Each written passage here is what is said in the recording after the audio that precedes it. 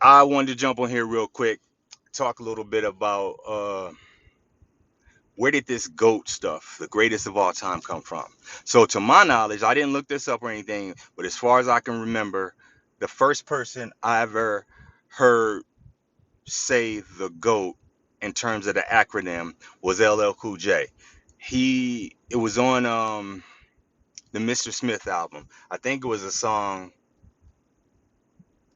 Nah, it wasn't I Shot You. It might have been the song Mr. Smith, but that's the first time I ever heard it. And I didn't really think much of it, you know. I mean, I always grew up hearing about Muhammad Ali anointing himself and all that, but I know what Muhammad Ali was doing. I know he had to do that in order to build his brand up and break through uh, the obstructions that he had in front of him. What we have now is just a real oversaturation of things. Something can be good. It can be good, and you hear people start wondering where it rates in the pantheon. And I'm just like, look, you really think that warrants that type of thought? Just I don't see anything like that. I don't see anything like that that makes me instantly want to in sport that makes me instantly want to compare it to the past. I mean, when we were growing up, we never had these conversations of who we thought were the greatest of all time. It never really happened with me. We talked about who was greater between contemporaries. Like I would argue with some guys sometimes about, of course, the Barry versus Emmett Smith. But even farther back than that, I had Bo Jackson versus whoever.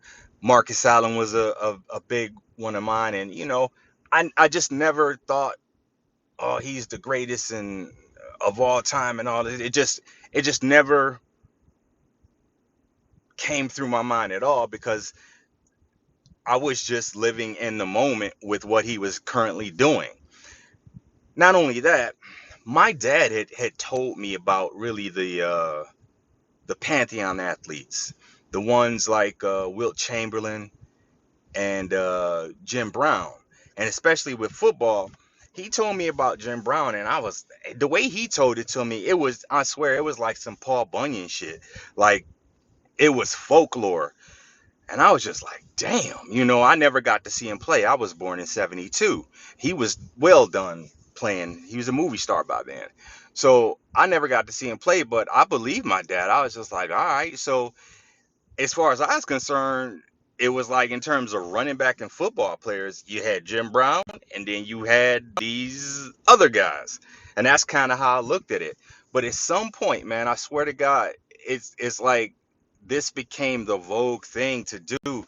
And I hear people, I mean, guys who've played in the league 4 years, they're talking about he like they're starting to try to rank them in the hierarchy of people's careers. Like 4 or 5 years. How can you do that? I mean, that's just it doesn't make sense, man.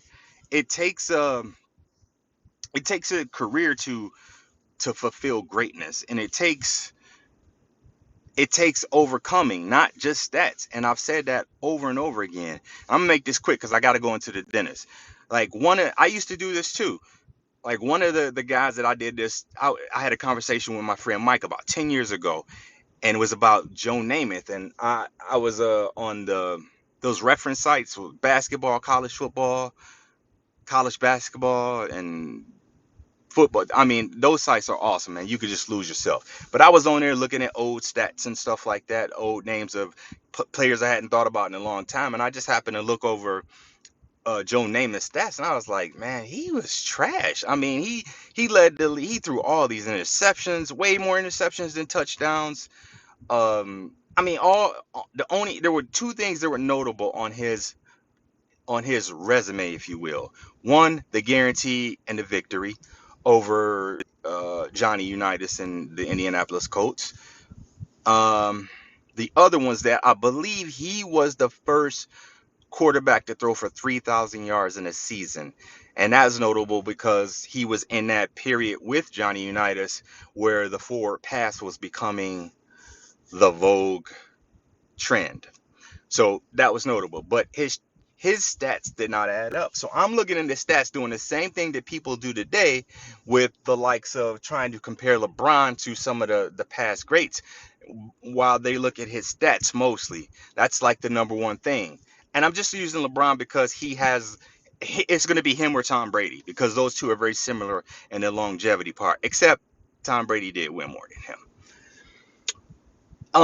And his are more legit. And that's neither here nor there. So anyway, but I wasn't there to see Joe Namath. My father, however, was.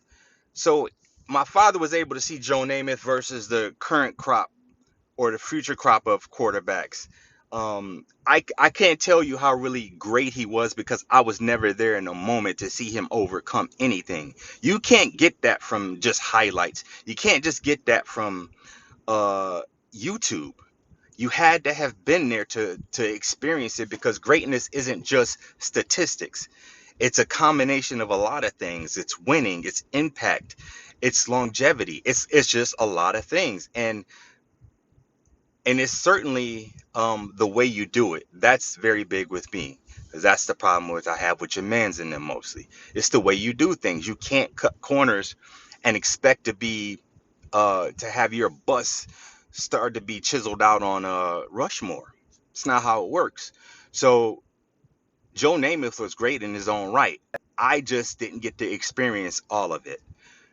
Um, but for me, like if I go to my era, it's still I have Joe Montana as the best quarterback to ever play the game because his greatness, his it was just there's a lot of reasons I still put him in front of Tom Brady.